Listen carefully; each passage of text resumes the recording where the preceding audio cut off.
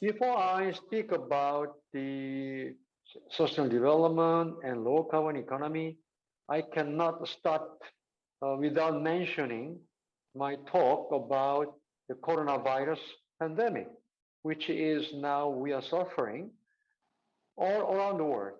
This is why I have to speak online, unfortunately, and I cannot join you in person in Moscow.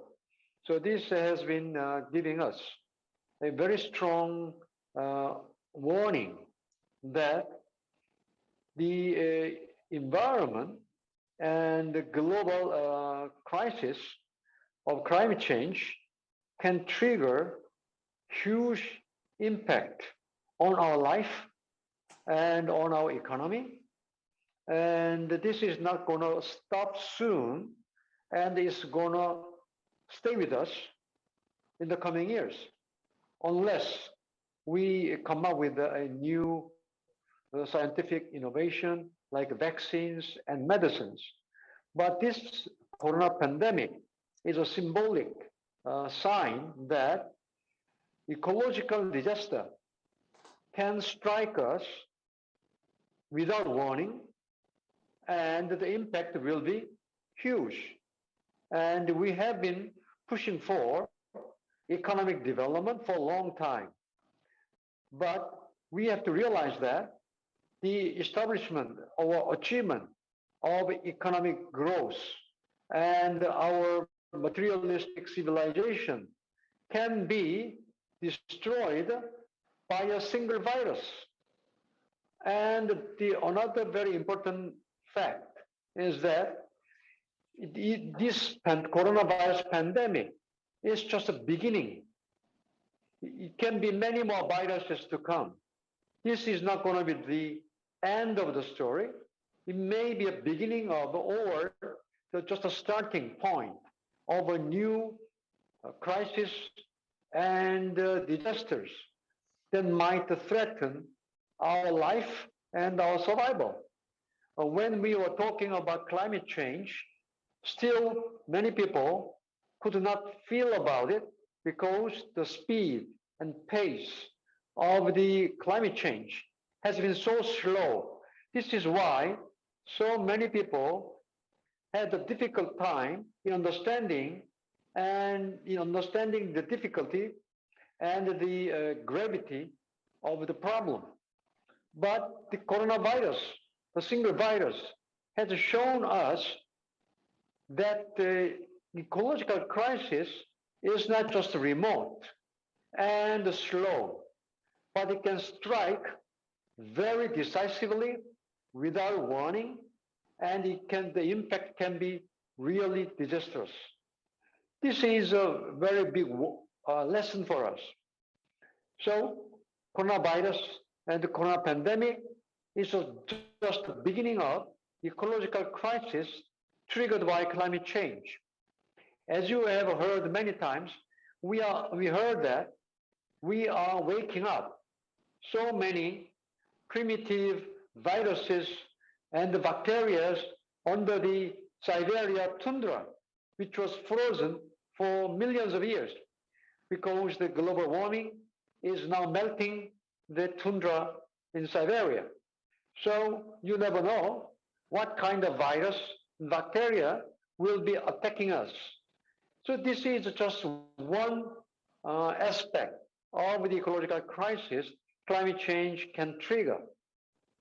In addition to this, we have been already watching the Veryansk, suffering from wildfire, and the Siberia is burning down. This is really alarming that even Siberia and the Arctic area like Veryansk is suffering from the heat wave, which has triggered wildfires, not only in Russia, but also in Canada, Vancouver, and the United States, Greece, Turkey, and Europe. So what I'm saying is that climate crisis, like the corona pandemic, is very near to us. It is not far away. It is already happening. So we have to be prepared and we have to be ready to change the economic paradigm we have been pursuing during last 100 or 200 years since Industrial Revolution. We have been pursuing so-called capitalism, which is putting short-term profit as the number one priority. So while we are pursuing the capitalistic economic growth, we have been ignoring the long-term goals like social protection and environmental protection as well. We have been only focusing on maximizing gross domestic production, so-called GDP. But as you know, while we are maximizing GDP, we have been ignoring the social development and ecological crisis. Now we cannot no longer afford to continue short-term economic profit first paradigm. We have to shift away from short-termism towards a long-termism which internalize the social protection and environmental protection as well. I've been always thinking that Russia has a very strong tradition of a socialism. And it has been why, when we are pursuing the sustainable development, the tradition of socialism and the socialist value will provide a very good advantage for the economic system Russia has to develop in the future. I don't think it is wise, and there's no reason for Russia just to copy American capitalism. As you know, American capitalism is an excessive short-termism, focusing only on short-term profit, ignoring medical insurance, social welfare, and the income disparity has been getting worse and worse. We have seen through the coronavirus pandemic how the Americans are suffering in coping with the pandemic because of the huge medical bill, while there are so many people not covered by the medical insurance scheme.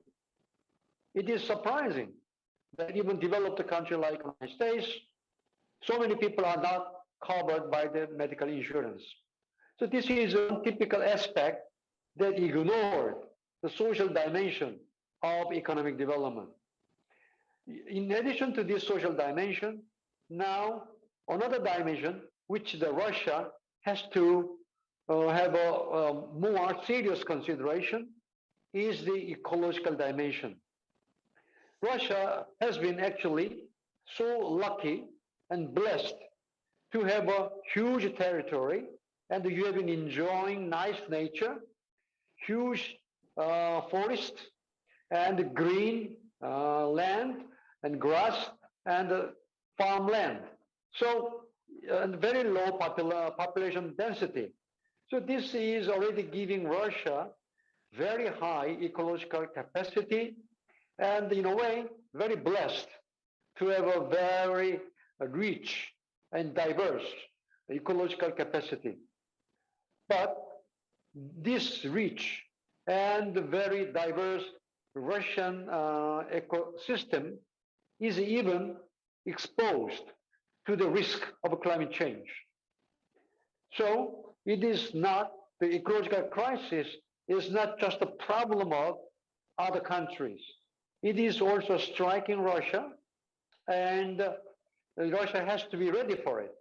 So the integration of the ecological dimension into national development planning or public policymaking and business administration is in fact quite new challenge.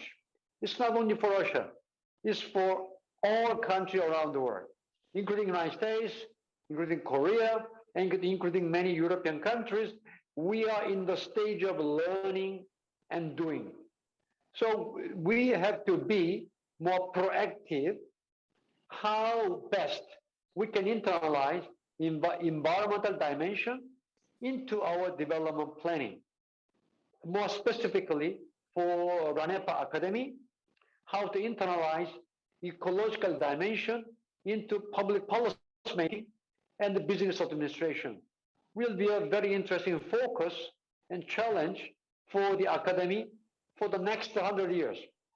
The academy has made a very big, giant improvement and achievement to be the largest educational institution of training the leaders of Russian political policy making as well as business leaders.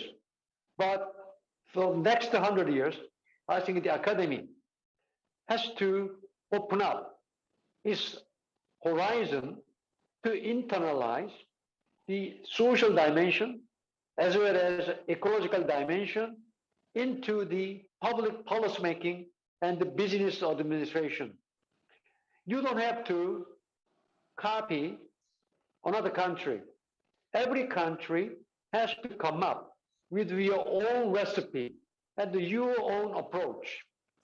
And Europe has their own approach. United States has their own approach. And Russia, I think, RANEPA, as an agency, institutional, educational institution, largest in Russia, has the task and mission to produce the new approach for Russian sustainable development.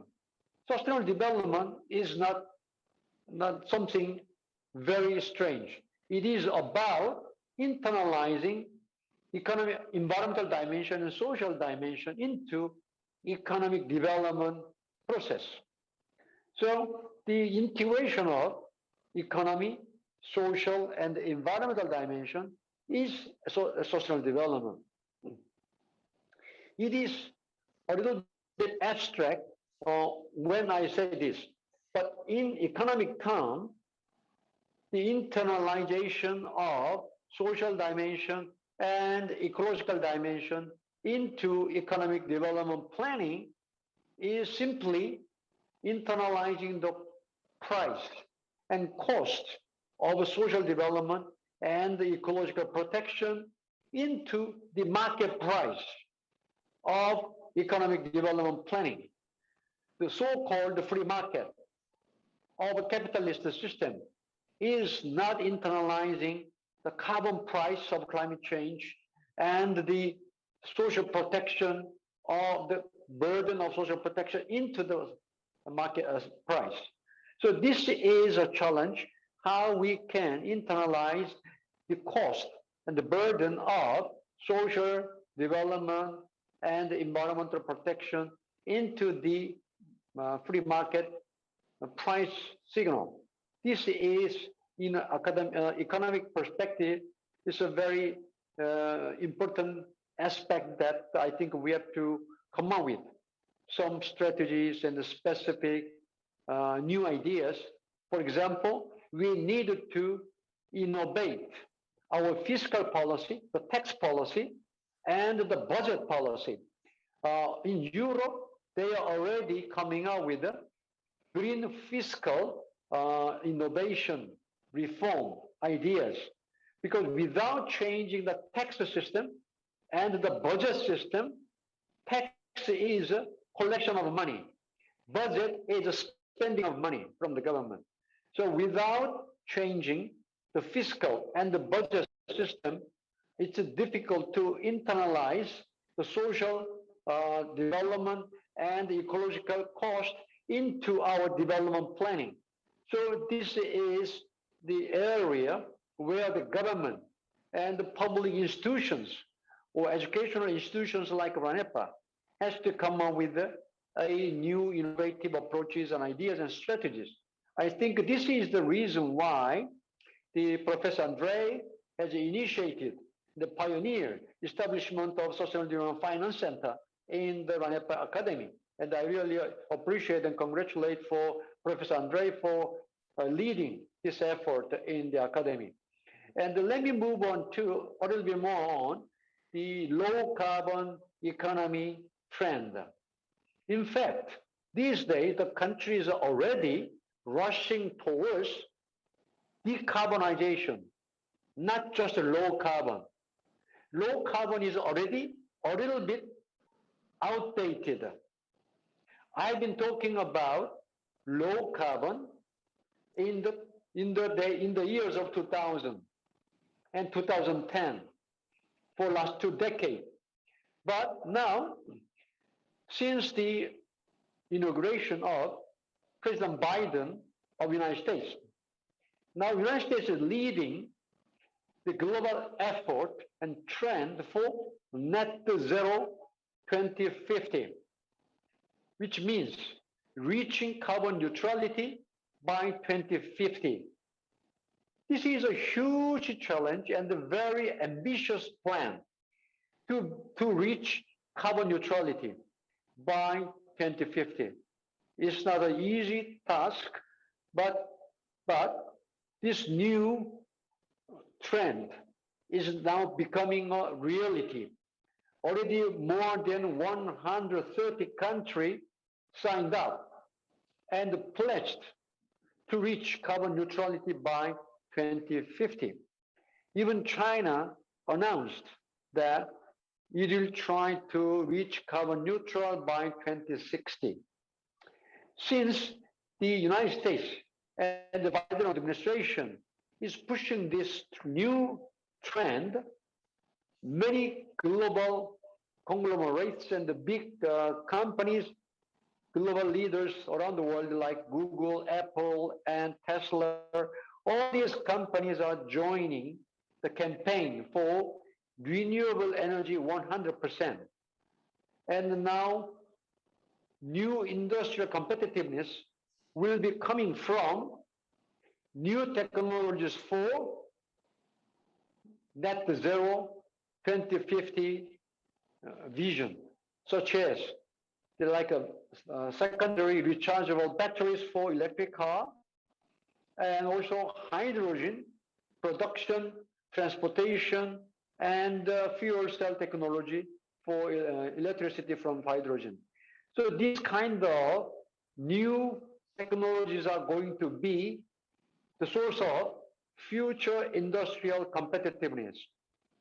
So the pace of industrial revolution and transition is speeding up. It is really alarming and surprising, and this is going to present huge risk for Russia and any other country who is remaining behind, staying with the conventional, traditional technology and the traditional economic industrial structure. Then you will not be standing still.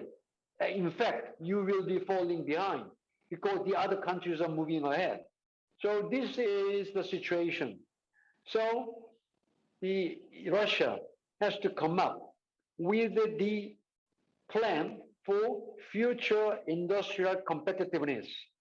I know that Russia has a very strong natural endowment for fossil fuel. Oil and natural gas is a very big, strong advantage of Russian economy and industry.